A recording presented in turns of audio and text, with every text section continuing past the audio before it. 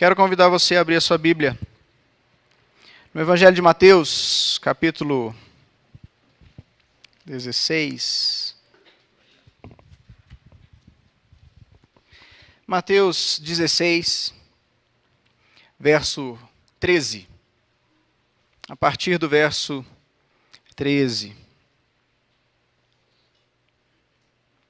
A palavra do Senhor diz assim: Indo Jesus para os lados de Cesareia de Filipe, perguntou a seus discípulos: Quem diz o povo ser o Filho do Homem? E eles responderam: Uns dizem João Batista, outros Elias, e outros Jeremias, ou algum dos profetas. Mas vós, continuou ele, Jesus, quem dizeis que eu sou? Respondendo Simão Pedro, disse: Tu és o Cristo, o Filho do Deus vivo. Então Jesus lhe afirmou: Bem-aventurado és, Simão Barjonas, porque não foi carne e sangue que tu revelaram, mas meu Pai que está nos céus. Também eu te digo que tu és Pedro, e sobre esta pedra edificarei a minha igreja, e as portas do inferno não prevalecerão contra ela. Dar-te-ei as chaves do reino dos céus. O que ligares na terra terá sido ligado nos céus, e o que desligares na terra terá sido desligado nos céus. Então, advertiu os discípulos de que a ninguém dissessem ser ele o Cristo. Que Deus nos abençoe através desta palavra, meus queridos. A ideia de compartilhar sobre uma igreja saudável é interessante. O pastor disse: gostaria que você falasse sobre o que atrapalha a saúde da igreja. Quais são os empecilhos? E achei muito desafiador. Por isso eu quero falar sobre algo que eu, subindo as escadas, já me senti assim em conectividade com o tema. Deus conhece os que são seus. Porque eu quero falar um pouco sobre isso. O pastor mencionou aqui sobre identidade. E eu quero falar sobre identidade. A identidade de Cristo e a sua relação com a igreja. Agora é interessante, o que é uma igreja saudável? O que é uma igreja saudável? Com o tema que o pastor me propôs, claro, fui pesquisar sobre isso há muito tempo, eu fiquei com esse texto no coração. Foi difícil não pensar em outro texto, decidi estudá-lo. Então, achei curioso porque ontem alguém me perguntou: o que é uma igreja saudável? E eu olhei e pensei, interessante, né? A gente quer saber. Agora, é interessante porque uma igreja saudável, eu não sei se os irmãos vão concordar comigo, é só uma ideia. Ainda não estou expondo o texto. Vamos ficar com o texto, tá bom? Mas, quando nós pensamos em uma igreja saudável, imediatamente a gente pensa no que a igreja faz. A igreja faz isso. Uma igreja saudável, ela faz isso. Uma igreja saudável, ela faz assim, ou faz assado. A gente pensa logo, então, no que fazer. Agora, eu penso, irmãos, que uma igreja saudável, primeiro é saudável, depois faz. Nós fazemos, a igreja faz, porque ela é saudável. Então, uma igreja saudável vai fazer, sem dúvida. Mas primeiro ela precisa ser saudável. O que é ser saudável? Quando a gente olha no dicionário, saudável é que goza de boa saúde. E aí você vai para a saúde, é um estado de bem-estar físico, mental, psicológico, e aí vai dizendo. Por que eu estou pensando sobre isso? Eu tenho pedalado. Estou me tornando um ciclista, irmãos. Respeitem o ciclista, tá bom? Quando você vê um ciclista lá com a luzinha piscando, passa longe da gente um pouquinho, aquele ventinho nem sempre é bom. Sabe aquele negócio perto da orelha da gente? Evite. Então, quem pedala? Ele pedala porque é saudável? todo camarada que pedala é saudável? Ou ele é saudável e por isso pode pedalar? Nem todo que pedala é saudável, mas ele pedala.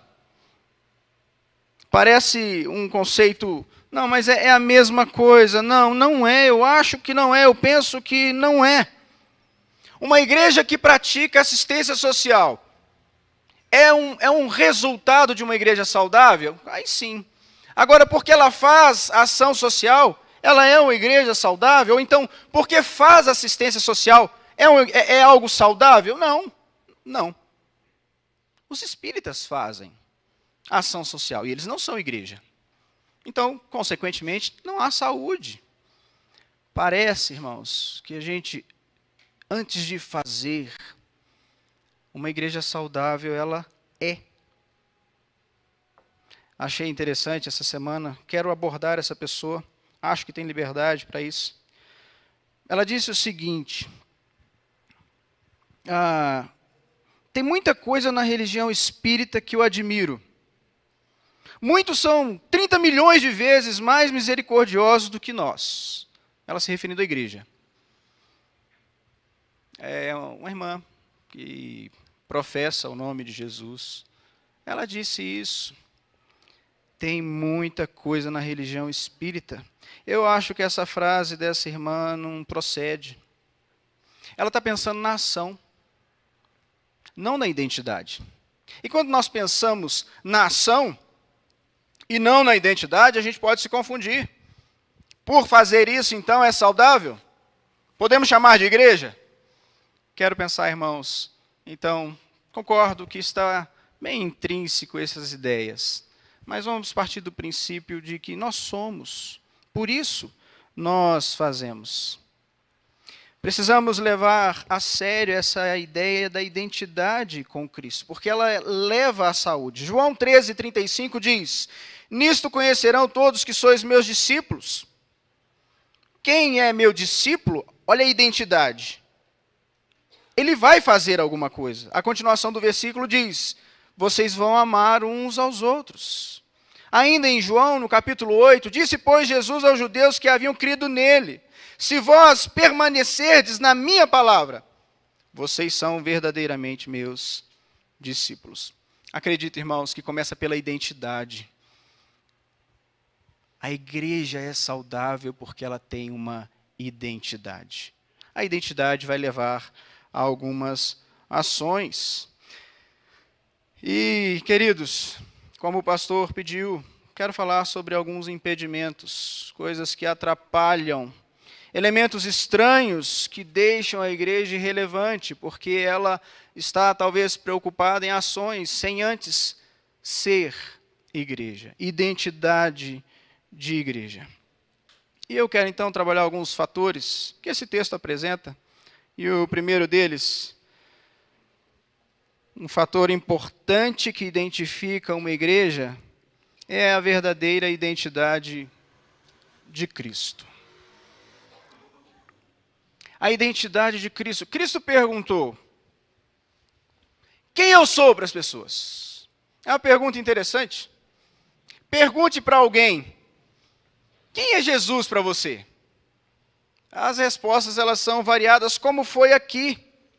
Talvez aqui no meio do ministério de Jesus, não que Jesus precisasse fazer uma avaliação do seu ministério, se estava indo bem ou não, não é essa a ideia.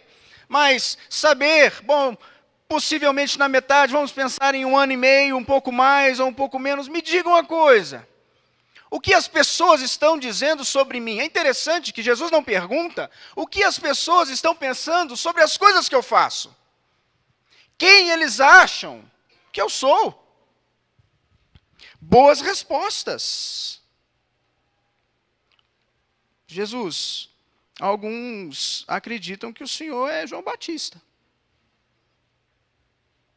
Porque o Senhor se parece muito com ele. O pessoal diz que possivelmente quando João Batista morreu, o Senhor absorveu o espírito dele. Outros estão dizendo, Jesus, que o Senhor é Elias. Até baseado lá em Malaquias. Falam que o Senhor é Jeremias, aquele profeta sofredor, ou qualquer outro profeta. A identidade de Jesus estava ligada à profecia, era algo bom, era algo legal, não era ruim, mas não é toda a verdade sobre Jesus. A identidade de Jesus não é apenas essa. As pessoas, então, quando a gente pensa, né, volto, e aqui eu não quero falar de religião, mas eu vou citar, esse texto aqui depois nos leva a pensar em alguns argumentos dos católicos, e eu só quero pensar, irmãos, eu quero ver o texto e pensar com vocês o que o texto diz, tá? Mas qual é o pressuposto da pessoa que faz, de um espírita, ou que não seja espírita, mas faz caridade? Qual é o pressuposto dele? Fazer para ter a salvação, não é por isso? É diferente? Não, é isso. Bom, então isso é um problema de identidade. Olha só, é um problema de identidade. Por quê? Eles não conhecem Jesus como Salvador. A identidade de Jesus, ele é Salvador. Se eles entendessem ou conhecessem a identidade de Jesus, eles entenderiam então não há necessidade de fazer caridade para ser salvo, porque a identidade de Jesus é que ele é Salvador. Então ele me salva. Percebe que a identidade ela é importante? Senhor, são opiniões boas. São isso. É isso que as pessoas têm dito sobre o Senhor. Irmãos, isso se reverbera até hoje. Como eu disse, faço a pergunta para as pessoas: quem é Jesus? É um camarada bom. Várias religiões defendem a identidade de Jesus como alguém bacana, como alguém legal, como um bom profeta, como um bom homem, alguém que se destacou dos demais, mas Cristo não se destacou dos demais. Não é isso. Limitam a identidade de Jesus a algo até muito legal, mas não é a realidade sobre Jesus. E aí então Jesus faz algo interessante, né? E vocês? Obrigado pela opinião do público, do pessoal. Agora, da mesma forma, na metade do meu ministério, então, com vocês, é isso que eu ouço sobre as pessoas. É importante para mim, não sei se era esse o sentimento de Jesus, mas deixa eu me referir dessa forma. Eu queria entender, o que vocês pensam sobre mim? Qual é a minha identidade? O que vocês aprenderam? E aí, então, Pedro se antecipa aos demais, e eu acredito que ele fala em nome deles. Tu és o Cristo. Tu não és Elias, tu não és o profeta, tu não és Jeremias, tu és o Cristo. E o que isso significa? Que não é apenas uma pessoa boa, não é alguém só de destaque ou de bons princípios, mas tu és o Messias. Cristo significa Messias, o ungido de Deus, o escolhido de Deus para ser rei. Ele entendeu. Ele aprendeu. Porque a identidade, nós vamos ver depois que Jesus transmite, dá a Pedro uma missão, e nós vamos chegar lá. Mas a importância da identidade na vida de Pedro, e nós queremos aqui, sem dúvida, aplicar à igreja. Quem é Jesus para nós? Isso vai determinar as nossas ações. Qual é a identidade de Cristo e como nós nos identificamos com Ele? Isso vai determinar as nossas ações. Tu és o Cristo, o Filho do Deus vivo, o Deus que age. Tu és o Filho do próprio Deus. Não apenas alguém diferente.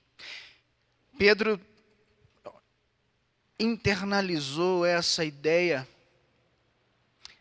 Acredito que quando Jesus estava no batismo, este é meu filho amado, em quem me comprazo. A ele ouvi no monte da transfiguração. Pedro entendeu isso. Olha, tu és o Cristo, o Filho do Deus vivo. O que isso implica na nossa vida, irmãos? A identidade de Jesus implica, sim, porque há muitas portas de igreja. Vários lugares aí abertos, com nomes variados, mas sem saberem quem é Cristo. Mas tem o título de igreja. A identidade de Cristo na igreja é importante. É relevante. Tem um monte de gente, irmãos, fazendo um monte de coisa em nome de Jesus. E se Jesus pudesse dizer alguma coisa, não, no meu nome não, usa o seu. Mas o meu não tem nada a ver com isso. Mas não tem muita igreja aí desse jeito. Tem muito lugar que se diz igreja, mas não entendem qual é a identidade de Jesus. Irmãos, eu não sei quantos estão visitando a igreja, às vezes vêm de uma outra igreja. Deixa eu contar uma situação. Eu vou dizer o nome da igreja, às vezes parece ser antiético, não sei até que ponto também sabe? Morei em São Paulo um tempo, 5 anos, e o Templo de Salomão, meus irmãos, realmente é o templo. Pense no lugar bonito. Pense, o triste é ver onde ele está, que você olha para o lado assim, no Brás ali, não tem nada a ver com o templo desse lado de cá e desse lado de cá, não. Mas o templo, irmãos, é bonito. Mas paga para entrar. E eu não tinha coragem. Na época era R$46 para você visitar o templo. E um irmão da igreja chegou para mim e disse, pastor, vou no templo. Eu falei, não acredito que você vai ter coragem de matar um culto aqui para ir no templo de Salomão. Eu falei, não, pastor, eu ganhei a entrada. Que eu ainda reclamei. Depois, você vai pagar ainda? Não, eu ganhei. É um amigo meu que está se tornando um obreiro, isso. E eu fui convidado. Ok, deixa eu resumir a história aqui. Ele entrou na igreja, ele foi no culto, na reunião, e ele voltou chocado com algumas coisas que ele ouviu. E a que mais chocou ele foi, pastor, eu fiquei assim, assustado quando o bispo Macedo disse, no meio dessa reunião, que não é culto, reunião, ele disse, o dízimo é o caminho, a verdade e a vida. Ninguém vem ao Pai se não for por Ele. Eu disse a esse irmão, você está mentindo, irmão? Não, pastor, não estou. Não tem lógica um pastor dizer isso. Pastor, eu ouvi. Eu não consigo acreditar. Pastor, de várias coisas. O que mais me entristeceu não foi ele dizer isso. Foi ouvir o quê? Amém. Muitas igrejas, nome de igreja, mas não tem identidade nenhuma com Jesus. É importante uma igreja saudável entender. Acredito sim que essa igreja serve a Jesus por quem Ele é. Não porque, ou pelas coisas que Ele pode nos dar, mas por quem Ele é. Essa é a identidade de Jesus. O segundo fator que eu vejo, que acho importante nesse texto, irmãos, se encontra no verso 17. Depois que Pedro diz, possivelmente, creio eu, em nome dos discípulos, tu és o Cristo. Cristo diz assim, bem-aventurado és Simão Bar-Jonas, porque não foi carne e sangue que tu revelaram, mas meu Pai que está nos céus. Eu acredito que aqui nesse verso a palavra-chave é revelação. Pedro, você não sabe isso por influência humana. Parece que o texto aqui por 2 vezes quer mostrar isso. Dá ênfase. Quando ele usa o termo Bar-Jonas, Bar vem do hebraico filho, então filho de Jonas. E ainda diz carne ou sangue. Então Jesus é enfático aqui. Não foi homem nenhum que te revelou isso. Foi o próprio Deus. Vejo aqui, irmãos, a maravilhosa identidade com Cristo. Eu falei sobre a verdadeira identidade de Cristo. Agora, uma coisa é ver a identidade de Cristo e a outra é a identidade com Ele, com Cristo. Por quê? Porque aqui Jesus está afirmando para ele, querido, essa revelação veio do Pai. Isso veio de um bom relacionamento teu com Ele. Você entendeu. Você conseguiu aprender. Irmãos, não é pastor que revela. Não é livro que revela. Eu acredito que Deus usa pastores, sim. Mas é o Senhor. Por que o pastor Clédson pregou algumas vezes aqui e a pessoa ela não aceitou Jesus, não aceitou, mas um dia aceitou, mas foi o mesmo pastor, falando das mesmas revelações, porque não é ele quem faz a revelação de crer em Jesus, é o Pai. Relacionamento com Ele. Irmãos, nós não conhecemos a Cristo através de livros. Eu falo aos seminaristas. Falei hoje, conversando com um deles. Leia livros. Tem que ler. Você está lá sendo sustentado por pessoas, famílias, igrejas. Você tem que ler, você tem que estudar. Você tem que buscar o seu melhor. Leia a Bíblia. Porque os livros, eles são extraídos, as ideias da Bíblia. Leia a Bíblia. Por que disse isso para ele? Porque muita gente, irmãos, acha que conhece o Senhor por várias coisas, menos pela revelação do próprio Pai. A gente vê alguns termos lá fora que parecem que vêm de pessoas que têm essa identidade com Cristo. Você já conversou com pessoas e elas falaram assim, sangue de Jesus tem poder? Já ouviu ou não? Não é crente, nunca entrou na igreja, mas ela sabe os termos que a gente usa. Está amarrado. Então, uma vez eu ouvi uma pessoa dizendo isso, está amarrado, mas por que você está dizendo isso? Não, o diabo está amarrado, mas não era crente. Irmãos, é fácil conhecer, ter uma noção, mas não tem a revelação do Pai. É o próprio Pai quem revela. Pedro, foi o próprio Pai que te revelou. Achei legal, não me lembro aqui quem falou sobre alegria. Pastor, mas teve, não sei se foi os irmãos que vieram aqui à frente. A alegria de servir ao Senhor. É interessante. Essa identidade com Cristo, e o pastor ainda disse, né? Você pode não estar feliz ou alegre, mas é feliz. Fez um jogo de palavras aqui. Jesus está dizendo sobre isso aqui. Aquele que te revelou, Pedro, é aquele que pode dar alegria. Ele diz no verso 27, bem-aventurado és, você é feliz, porque foi revelado a você. Você é feliz, porque sabe quem eu sou, porque Deus revelou a você. Então não é ouro, não é prata que nos traz alegria, mas a revelação do Senhor. Cristo ter sido revelado a nós, e agora nós termos essa identidade com Ele, e eu vou falar dessa identidade um pouco mais na frente, isso nos traz alegria, uma sensação completa, meus irmãos.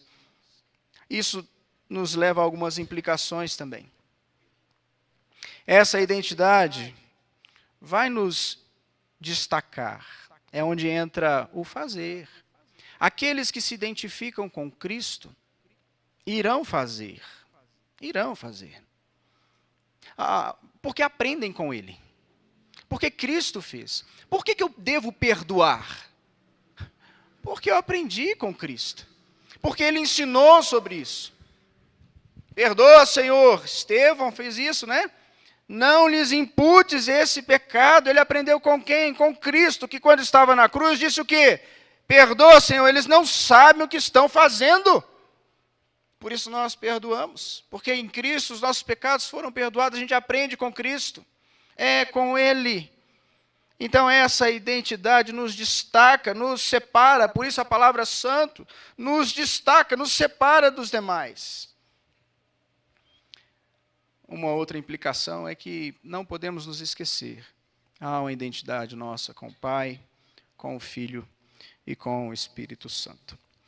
Irmãos, o terceiro fator, e aí sim, eu chego ao tema, eu ia pregar só nesse verso, mas achei interessante passar por esses dois, ou melhor, por esses dois fatores, ver o texto e chegarmos aqui aonde o pastor gostaria que a gente pensasse. Está no verso 18. Também eu te digo, Pedro, que tu és Pedro, e sobre esta pedra edificarei a minha igreja, e as portas do inferno não prevalecerão contra ela. Não quero entrar em questões teológicas, mas na exposição do texto é importante a gente passar aqui o que significa esse diálogo com Jesus, ou melhor, de Jesus com Pedro. Tu és Pedro, e sobre esta pedra edificarei. O próximo verso, então, dar-te-ei as chaves do reino dos céus. O que ligares na terra terá sido ligado nos céus, o que desligares na terra terá sido desligado nos céus. E o entendimento que foi tirado desse texto é que Pedro foi esse representante. Na história, Pedro se tornou o primeiro conhecido como o primeiro Papa. Por conta desse texto. Por conta dessa conversa. Será que é isso que Jesus quis dizer mesmo para Pedro? O que há nesse diálogo aqui que traz confusão para alguns? Talvez, irmãos, eu queria mesmo, sem fazer uma leitura simples do texto. Às vezes queremos achar coisas talvez escondidas, mas a leitura simples já não nos leva a isso. Também eu te digo que tu és Pedro, você é um fragmento de pedra, Pedro. E sobre esta pedra, Pedro, edificarei a minha igreja. Há um pronome demonstrativo aqui que aponta claramente, Pedro, você é essa pedra, mas é sobre esta pedra aqui que a igreja vai ser edificada. O que Jesus está dizendo? Pedro, sou eu, não você. Esse diálogo Jesus teve que ter com Pedro de outras formas. Quando Jesus disse, Pedro, Satanás pediu para peneirar, viu, você, mas eu roguei por ti. Senhor, é o seguinte, estes, o pronome demonstrativo, estes sim, precisam da tua oração. Eles são capazes de deixar o Senhor, mas eu não. Eu não. Pedro, você não tem noção. Eu roguei por você, apesar dessa sua arrogância. Pedro quase que dispensa uma oração de Jesus. Tem muita gente procurando a oração de pastor, né? Procure do irmão, tá? Procure da esposa, do cônjuge. Pode procurar do pastor também. Mas muita gente procurando, e Pedro foi um camarada que teve coragem de abrir mão da oração de Jesus. Ore por ele, isso não é por mim não. Jesus teve que ter uma conversa com Pedro depois, porque ele diz, Pedro, você vai me negar? Não vou, eu vou para a morte contigo. Pedro, você não está entendendo, não é você, sou eu. Percebe que há na história de Pedro várias vezes esse diálogo de forma diferente? Não é você, Pedro, sou eu. Não, Senhor, eu vou para a morte contigo. E aí nós sabemos, Pedro nega Jesus. E aí Jesus vem com a mesma conversa de novo. Pedro, tu me amas, Pedro? E Pedro, murchinho, ele diz o quê? Senhor, tu sabes que o amor que eu tenho por você, pelo Senhor, não é um amor que me leva a um sacrifício. Então tá bom, Pedro, agora você está entendendo, sou eu, não é você. Mas ele pergunta de novo, Pedro, tu me amas? Você se sacrificaria por mim, Pedro? É o que o texto ali quer dizer na palavra original. Tá? E Pedro responde, não é um amor de sacrifício, mas é um amor que me leva a gostar muito do Senhor. Você está pronto para pastorear a minha igreja? Porque você entendeu que não é você, sou eu. E aí Jesus pergunta pela terceira vez, então quer dizer que você não me ama de forma sacrificial? Pedro se entristece. Sim, Senhor, é isso aí. Pedro entendeu que não era ele. Então, irmãos, eu diria que não apenas isso. A gente entende que a própria Bíblia explica a Bíblia, A gente tem o papel de tentar, sim, interpretar a Bíblia, todos nós, quando fazemos nossa devocional, mas antes disso, se lembre, um princípio da interpretação é que ela mesmo se interpreta. E Jesus já havia dito aqui também, no Evangelho, dizendo, eu sou a pedra. Talvez rolou mesmo essa conversa de que era em Pedro. E aí Pedro escreve a carta. Talvez ele ouviu, né, o burburinho, olha, Pedro é a pedra, Pedro é a pedra, Pedro. Não, não, Pedro responde isso. A gente não vê um diálogo de Pedro. Mas ele responde, na carta dele, na primeira carta, ele diz, não, pessoal, a pedra é Cristo, que é a pedra angular. Ou ela vai ser de tropeço para quem não crer nele, ou então vai ser de edificação para quem crê. Está lá atrás a resposta. Mas a gente está até hoje ainda tentando entender, então parece que o texto é claro nisso. Mas, irmãos, a Bíblia já mostra, a pedra é Cristo. E quem tem a revelação de Cristo, entende isso. E agora nós chegamos nas portas do inferno, que eu queria falar. Quando o pastor me convidou, comecei a orar para ver se fazia essa barganha com ele, de pregar no encontro de casais ou não, mas orei pelo texto e me veio esse texto. A primeira frase que veio foi, as portas do inferno.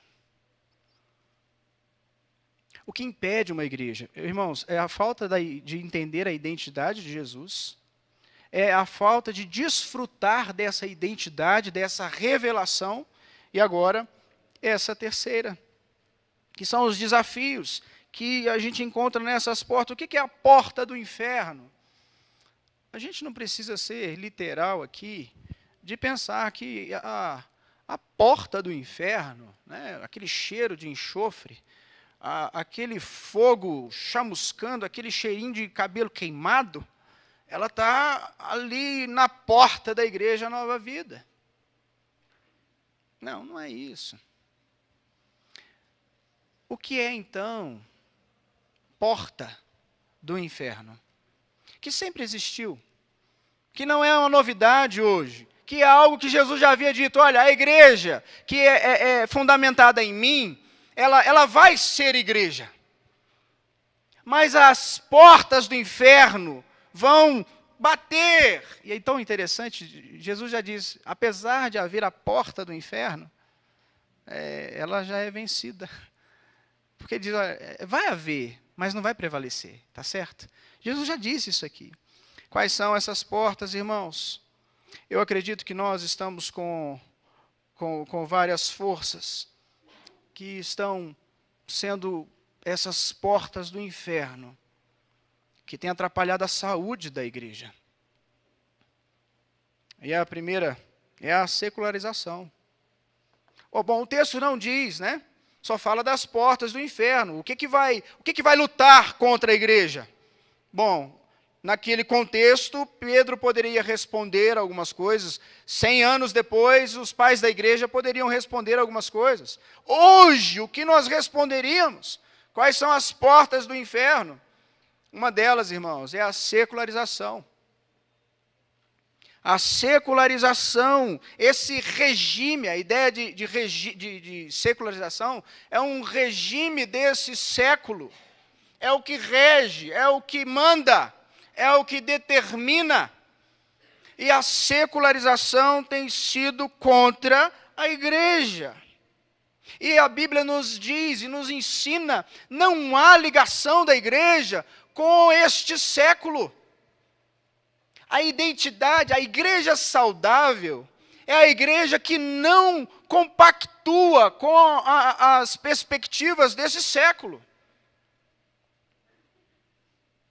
Tiago diz isso, infiéis, não compreendeis que a amizade do mundo é inimiga de Deus. Aquele, pois, que quiser ser amigo do mundo, constitui-se inimigo de Deus. Não há como a gente conciliar.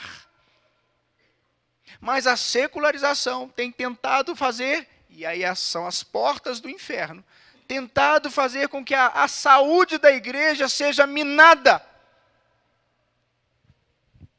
1 de João diz, não ameis o mundo nem as coisas que há no mundo. Se alguém amar o mundo, o amor do Pai não está nele. É sério essa questão de secularização. Irmãos, não podemos, não há como amarmos o mundo e a igreja, amarmos o mundo e o Senhor. Ou somos do Senhor e odiamos os conceitos desse século, ou então nós não seremos amigos de Deus. Romanos 12, 2, tão conhecido. E não vos conformeis com este século, mas transformai-vos. Eu achava que esse texto, e achei por muito tempo, viu, na minha adolescência, achava que esse texto falava que nós, como igreja, temos que transformar o mundo. Não, primeiro está dizendo, transforme você. Não se conforme com esse século, mas transforme você, a sua mente. Então eu vou dizer literalmente o texto. E não vos conformeis com este século, mas transformai-vos pela renovação da vossa mente, para que experimenteis qual seja a boa, agradável e perfeita vontade de Deus. Algo que está simbolizado como portas do inferno é a secularização. O consumismo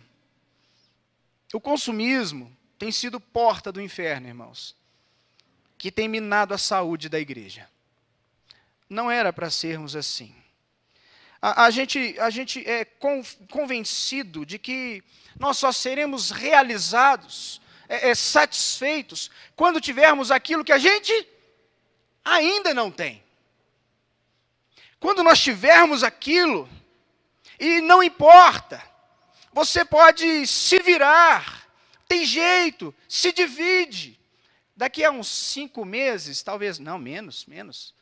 Enfim, nós já vamos poder comprar carro sem ter dinheiro, porque a gente só vai pagar a primeira depois do carnaval. Não é essa sempre a propaganda? E aí a gente começa a pensar, bom, depois do carnaval, não, então eu consigo. Mas às vezes a gente nem precisa de trocar de carro, irmãos. Eu estou há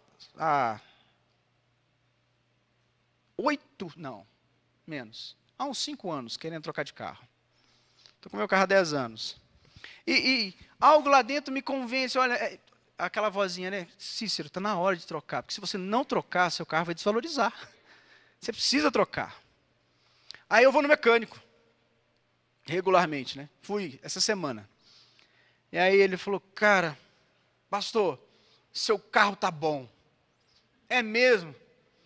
Com esse motor aqui, o senhor anda muito ainda. Se meu carro tá bom, por que você me cobrou R$1.000? Por que você trocou tanta coisa assim? Irmãos, então, há algum tempo eu tenho pensado, ele tem me servido. E confesso a vocês, nós somos tentados a às vezes, fazer coisas porque a gente precisa trocar. Isso não está só com a gente. Os nossos filhos, irmãos, estão crescendo assim. Eu preciso ter. Pai, compra isso. Pai, compra aquilo. Mas qual o problema disso, pastor? Irmãos, o problema é que a gente tem convivido com muito crente endividado. Sabe qual é o problema, irmão? Olha a porta do inferno, que não vai prevalecer, mas está lá. Eu não sei como é aqui, mas em via de regra, entrega de dízimos na igreja de Cristo é às vezes difícil. Está todo mundo na pindaíba. Como entregar o dízimo na igreja? Por conta desse consumismo, a gente não consegue colocar a mão no bolso e ofertar para um seminarista. Propaganda para vocês aí, hein? Ou então, a gente investir em missões com regularidade. Não é aquela uma vez ao ano, vamos levantar uma oferta. Irmãos, as nossas prioridades, por conta do consumismo, a gente tem mudado as nossas prioridades. Não é mais o reino. Não tem sido o reino. Mas qual a resposta para nós? O pastor disse isso. O que impede? Mas o que a Bíblia responde a isso? Bom, Mateus 6,33 diz, buscai, pois, em primeiro lugar o seu reino e a sua justiça, e todas estas coisas vos serão acrescentadas. Essas coisas que vocês precisam, que eu sei que vocês precisam, vão ser acrescentadas. Busque o reino. pergunta é: temos buscado o reino? É interessante, o Salmo 23, o Senhor é meu pastor e nada me faltará. Nada. Mas a ideia desse salmo desse verso, o Senhor, Ele é o nosso pastor. E aquilo que de fato a gente precisa, não vai faltar. Essa é a ideia. Ou seja, tudo que você de fato precisa, não vai faltar. Ou seja, nada que é necessário vai faltar para você. O que a Bíblia ainda responde? Olha só, a carta que Paulo escreve a Timóteo. De fato, grande fonte de lucro é a piedade com o contentamento, porque nada temos trazido para o mundo, nem coisa alguma podemos levar dele. A gente vai ver várias vezes a Bíblia falando sobre isso. Mas olha aqui, a gente não traz nada e não leva nada. Se contente com o quê? Com a piedade, com uma vida santa, com uma vida de devoção ao Senhor. E ele continua dizendo: tendo sustento e com o que nos vestir, estejamos contentes. Aquela oração do almoço: Senhor, obrigado, porque isso aqui é fruto da tua fidelidade ao sustento do Senhor na minha casa. E tendo um terno bonito para vestir, esteja contente, tendo o que vestir e o sustento. Ora, os que querem ficar ricos caem em tentação, e cilada, e em muitas concupiscências insensatas e perniciosas, as quais afogam os homens na ruína e perdição, porque o amor do dinheiro é a raiz de todos os males. E alguns nessa cobiça, amor ao dinheiro, se desviaram da fé, e a si mesmos se atormentaram com muitas dores. O consumismo, irmãos, é uma porta do inferno. Não vai prevalecer. Eu acredito assim. Eu acredito que cada vez que nós entramos na igreja, nova vida para cultuar ao Senhor, como a irmã disse aqui, venham à igreja cristocêntrica, onde então a palavra da verdade é pregada, vai mudando, vai me transformando, e eu não vou deixar que a porta do inferno, o consumismo, me alcance. Eu vou ser mudado. Qual um outro problema? Eu pensei em falar desse, por conta dessa experiência que eu ainda quero conversar com essa irmã. Como eu disse, eu acho que eu tenho liberdade com isso, com ela sobre isso, mas outra porta do inferno é o pluralismo religioso. É mais ou menos a ideia de que tudo vale. Quando a irmã disse: os espíritas são melhores do que nós, eu escrevi, tá, irmãos, para não perder a frase literal dela. E ela fala 30 milhões de vezes, inclusive, é muita coisa, né? A gente é muito ruim, né? Eu fiquei pensando: Cícero, mas que você é? 30 milhões de vezes. E aí ela continuou dizendo, eu li isso, ela não estava conversando, tá? Eu li algo que ela escreveu então. Ela disse assim: Deus quer nos unir. Irmãos, isso é uma mente pluralista. Ela quis dizer que, assim, olha, pessoal, eles são melhores, mas Deus quer nos unir. Ela não entendeu, irmãos, que eles fazem 30 milhões de vezes melhor do que nós, pela motivação errada. A gente já falou, né, a identidade. A motivação errada. Pelo algo que move eles a fazerem isso, é errado. Há um interesse de ser salvo pelo aquilo que eles fazem. O que a Bíblia responde sobre isso? Respondeu-lhe Jesus, João 14,6 diz o quê? Eu sou?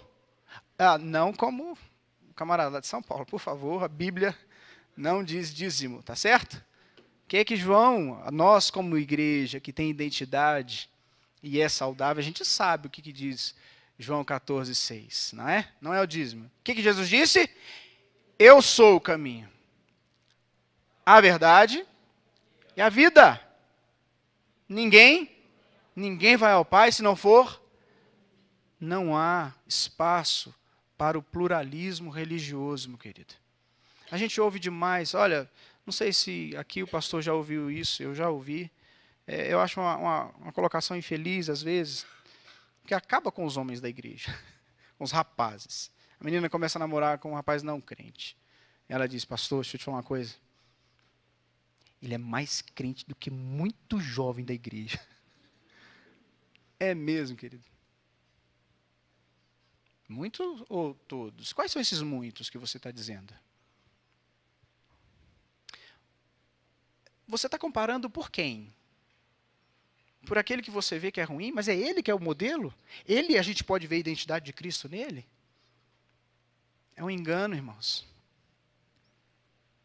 Está dentro desse pluralismo, né? Um outro fator que é porta do inferno, irmãos, é o relativismo. Esse relativismo moral. Eu acho que a galera aí da faculdade ouve muito isso, né? Quem determina o que é imoral, ou moral, ou amoral? Achei legal, o pastor disse algo. Acho que ele pregou isso aqui para vocês. A gente não tem que ser uma geração que tem medo de que os nossos filhos entrem na UNB. Achei, poxa, é verdade, né? Porque a gente está ensinando os nossos filhos qual é a identidade com Cristo, como eles devem proceder.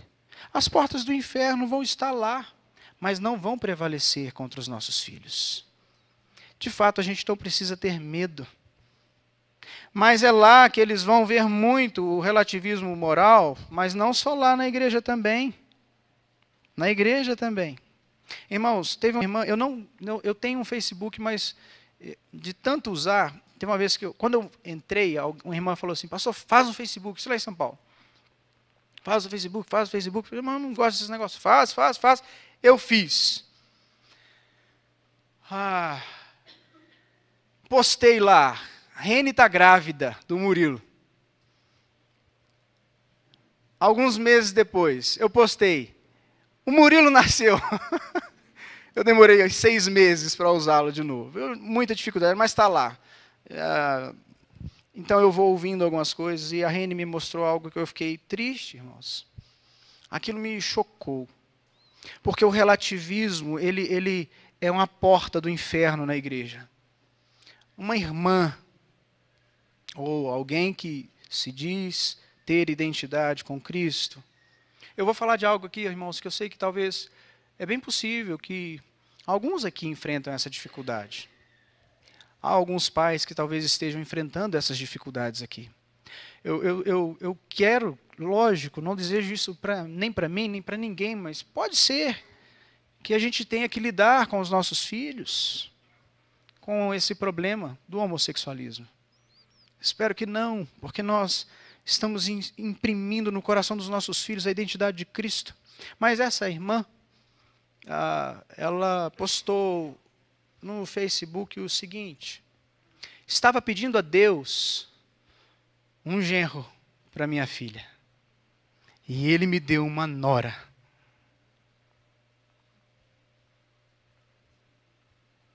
Uma irmã, queridos. Não pense que é da Universal, da Assembleia, da Batista, da Cristã Evangélica, da nossa identidade. Eu entenderia, eu acho que assim, um pai, numa situação dessa, deve ser uma luta, uma tristeza profunda. Mas uma postagem dessa, com um sorriso, inclusive, é compactuar com essas coisas. Eu tive vontade mas eu não fiz isso. De entrar e dizer, não, você pode até, eu concordo com a tua primeira frase, você pediu a Deus um genro, mas não foi ele que deu essa nora. Relativismo dentro da igreja, uma porta do inferno. O que a Bíblia responde sobre isso? Há um só Deus e um só mediador entre Deus e os homens, Cristo Jesus, homem. Não há negociação com isso. 1 de João 2,24, permaneça em vós o que ouvistes desde o princípio. Se em vós permaneceu o que desde o princípio ouvistes, olha só, não há relativismo, também permanecerei vós no Filho e no Pai. Último fator que envolve essa porta do inferno. Acredito, irmãos, que a fé superficial tem sido uma porta do inferno na igreja. Uma fé superficial, rasa. Quantas vezes nós ouvimos: poxa, mas ele estava tanto tempo na igreja, ele saiu. Por quê? Porque era um homem de Deus, uma mulher de Deus, anos, e se desviou. Bom, irmãos, há muitos dentro da igreja que tem o solo rochoso, a raiz não tem profundidade, e aí morre. O problema não está com a semente, o problema está com o solo. Uma fé superficial. Eu acho que uma das coisas que nós pastores mais pregamos ou mais falamos na igreja: cuide da sua vida com Deus, cuide da sua devocional, se relacione com Deus, leia a Bíblia, ore, viva a intimidade com Deus, porque é isso que vai determinar ou vai ajudar nessa sua fé. Paulo fala daqueles que rejeitaram a boa consciência. Sabe o que é rejeitar a boa consciência? É rejeitar a voz de Deus. Qual a resposta bíblica para nós? Hebreus, selecionei Hebreus. Assim, pois, como diz o Espírito Santo, hoje, é tão interessante a ênfase do autor. Hoje, se ouvirdes a sua voz, não endureçais o vosso coração. Hoje, se ouvirdes a sua voz. Meus queridos, esses são algumas dessas que poderíamos chamar de portas do inferno, que têm lutado contra a igreja. Mas a palavra do Senhor já nos garante, mas elas não vão prevalecer. E como que ela não prevalece? Quando essa porta do inferno encontra uma igreja saudável. Uma igreja que tem identidade com Cristo. Entende qual é a identidade de Cristo. E tem identidade com Ele. E enfrenta esses desafios. Mas vence. Sempre vence. Por quê? Porque as portas do inferno não prevalecerão contra a igreja do Senhor. A Igreja Nova Vida, há 20 anos.